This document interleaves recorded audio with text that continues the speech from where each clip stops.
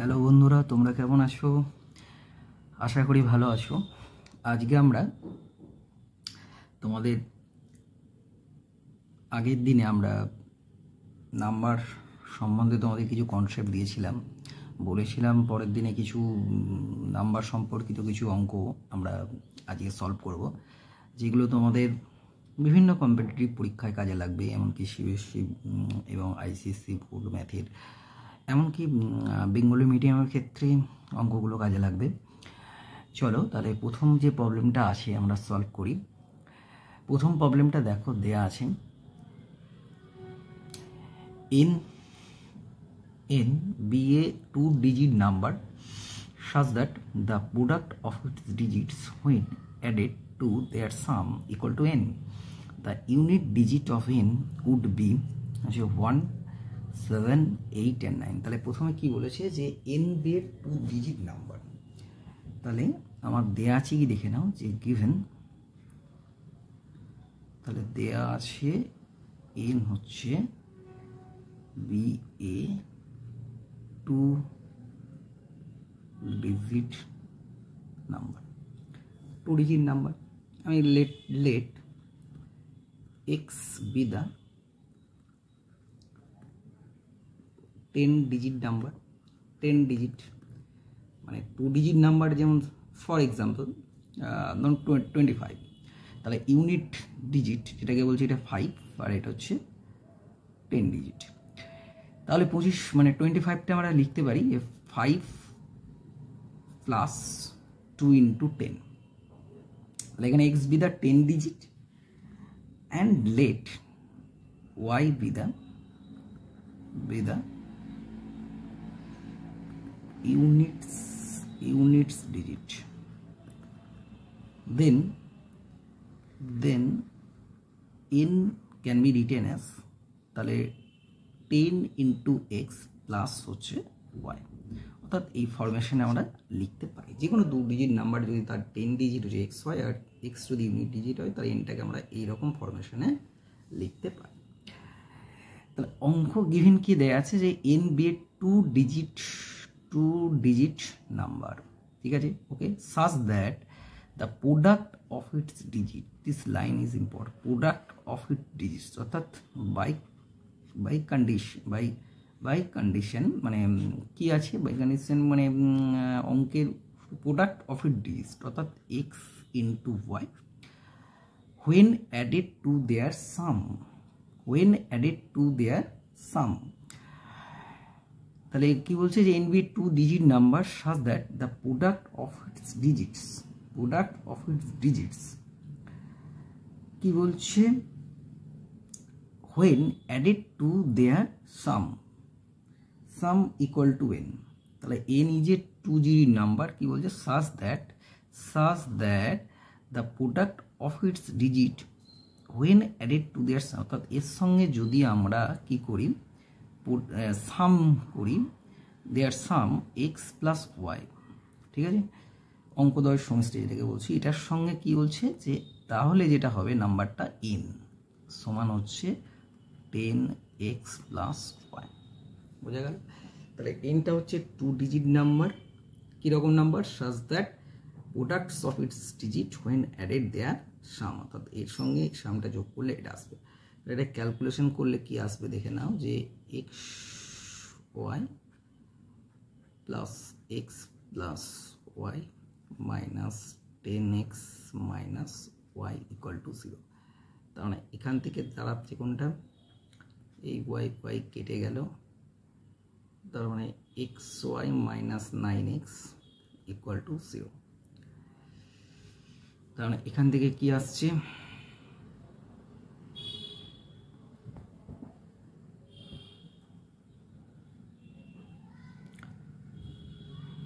তাহলে x y minus 9x, তার মানে এক্স কমন নিলে Y minus 9 equal to 0।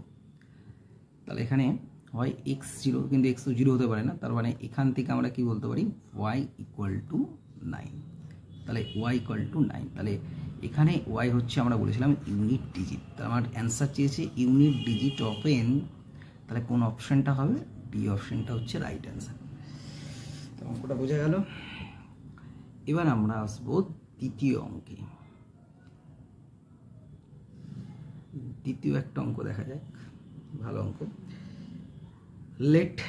Late কি বলছে যে m and n be two positive integer, অর্থাৎ এম আর এন বলছে দুটো পজিটিভ ইন্টিজার।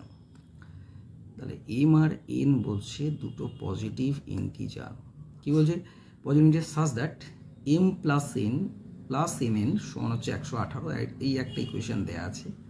দিয়ে বলছে then the value of M plus N, চারটে অপশন দেওয়া আছে, নট ইউনিকলি ডিটারমাইন্ড 18, 20 and 22। তাহলে এখানে প্রথমে কন্ডিশনটা কি আমার দেওয়া আছে, বলা আছে যে এম আর এন পজিটিভ ইন্টিজার, ওকে। আর কি বলা আছে অঙ্কে কি বলা আছে, m plus n plus m n সমান হচ্ছে 118। এখান থেকে আমার ভ্যালু বার করতে হবে, এম প্লাস এন এর ভ্যালু বার করতে হবে। কী করে বার করবো, একটু বুদ্ধি খাটাই। অর্থাৎ এখান থেকে আমাকে যদি আমরা m plus n plus m n এক যদি যোগ করে দিই 118 প্লাস 1, তারপরে এটা কি হচ্ছে যে m plus m n plus n plus 1 সমান 119। তার মানে এখানে কত আসছে, এম কমন নিলে m 1 plus n plus 1 common নিলে 1 প্লাস এন সমান 119। ঠিক আছে, তার মানে যেটা দাঁড়ালো এখানে দেখো এই 1 প্লাস এনটা কমন যাবে, এই টার্মটা আর এই টার্মটা থেকে 1 প্লাস এনটা কমন যাবে। তাহলে কমন গেলে কি দাঁড়াচ্ছে দেখে নাও একটু। তাহলে এখান থেকে কি কমন গেলে কমন দাঁড়াচ্ছে দেখে নাও, যে 1 প্লাস এন কমন যাবে, তাহলে হচ্ছে এম প্লাস 1 সমান 119।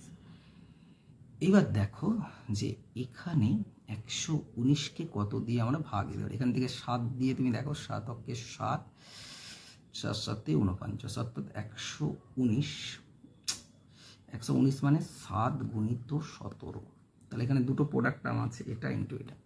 তাহলে আমরা যদি ধরি এম, যদি আমি ধরি 16, তাহলে এম প্লাস 1 হয়ে যাচ্ছে কত, এম প্লাস 1 হয়ে যাচ্ছে দেখো 17। আর এন যদি ধরি 6, তাহলে এন প্লাস 1 হয়ে যাচ্ছে 7। তাহলে 17 ইন্টু 7 মানে 119, তার মানে স্যাটিসফাই করছে। তার মানে হয়ে যাচ্ছে এখানে এম প্লাস এন সমান কত আসছে, 16 প্লাস 6, তার মানে হয়ে যাচ্ছে 16 4 20। তাহলে এটা হয়ে যাচ্ছে কত তোমার 16 4 20 2 22। তাহলে উত্তর হবে অ্যান্সার এম প্লাস এন এর ভ্যালুটা কত হচ্ছে দেখে নাও, এম প্লাস এন এর ভ্যালু হচ্ছে 22। তাহলে ফোর্থ অপশনটা রাইট অ্যান্সার। মানে অঙ্কটাকে একটু এইখানটা একটাই অঙ্ক +1 যোগ করা। এর পরের প্রবলেম আমরা নাম্বারের পরের অঙ্ক আসি,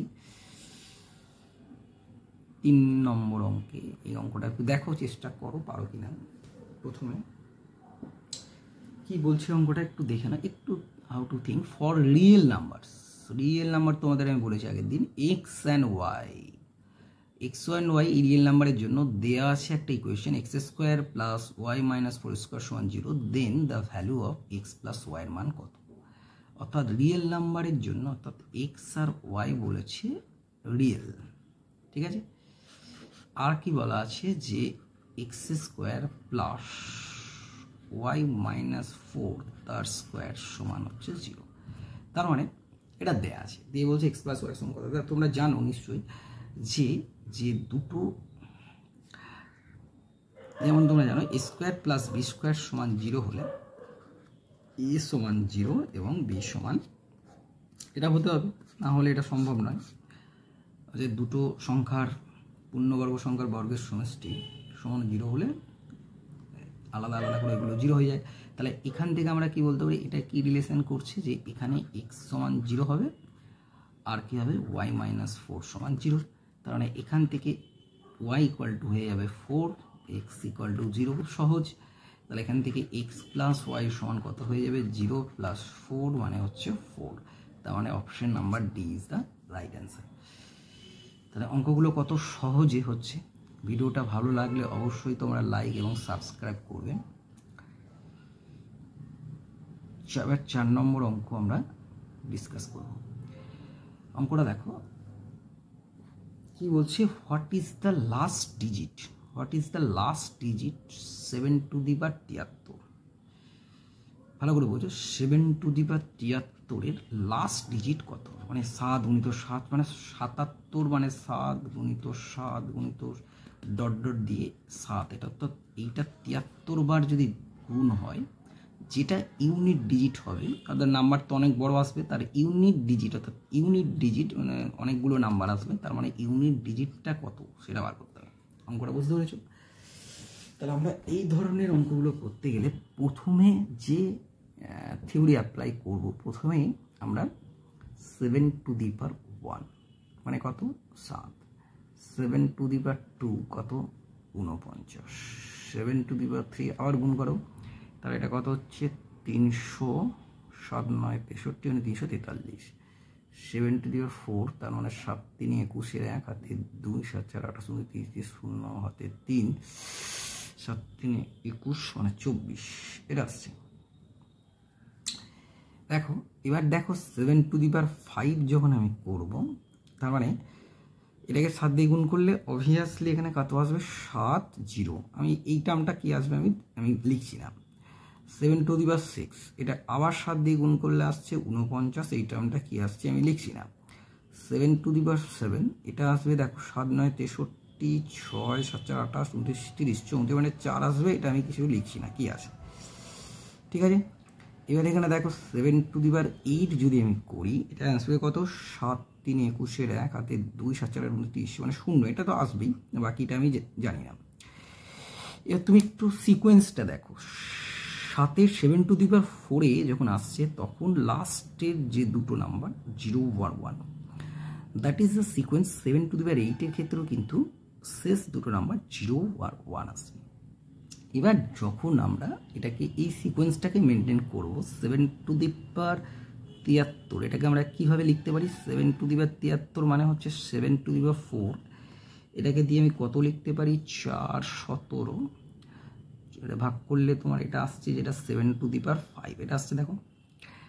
তার মানে এর যে সিকোয়েন্সে এটা হচ্ছে ইউনিট ডিজিটে 1ই আসবে, মানে 7 4 7 4 7 4 ইউনিট ডিজিট 0 1 মানে 1, তার মানে এটা আসছে 7 টু দি পাওয়ার 5 মানে ইউনিট ডিজিট এখানে 1, তার মানে হচ্ছে 1, তার 7 টু দি পাওয়ার 5, এই 7 টু দি পাওয়ার 5 এর তুমি এখানে লক্ষ্য রাখো এর ইউনিট ডিজিট কত আছে 7, তাহলে উত্তর হচ্ছে 7, তার মানে অ্যান্সার হচ্ছে 7। অঙ্কগুলো এভাবে তোমরা বোঝার চেষ্টা করতে পারো। এবার আমরা আসছি 5th প্রবলেমে।